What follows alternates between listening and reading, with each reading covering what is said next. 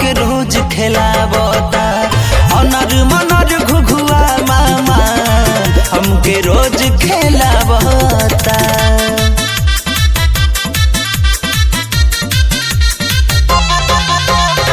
Music Viraj.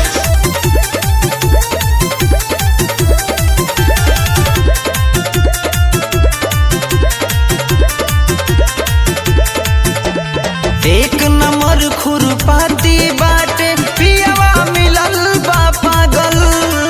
रोजे रोजे system बदले हमरा जरीबा लागल। अरे लागल हाँ हाँ लागल। एक नंबर खुरपाती बाटे पियावा मिलल बा पागल। रोजे रोजे सिस्टम बदले हमरा जरीबा लागल।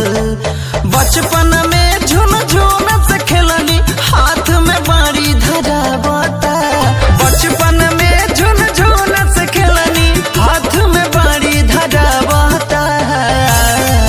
ओका बोका हाँ बोका बोका ओका बोका तीन तलोका हमके रोज खिलावता। मनर मनर घुघुआ मामा हमके रोज खिलावता।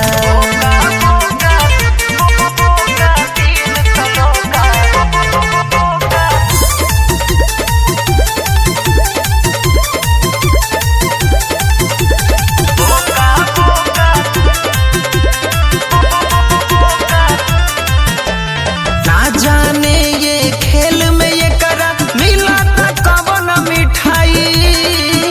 का कहीं सखी रे सैया मिलल बा बहुत कसाई।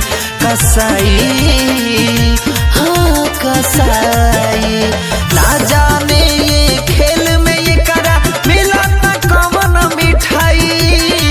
का कहीं सखी रे दिल पा मिलल बा बहुत कसाई। कबो पलंग पर कबो ये भुइया हमके रोज लेटावता।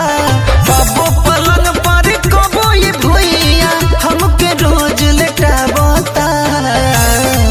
ओका बोका हाँ बोका बोका ओका बोका तीन तलोका हमके रोज खिलावता।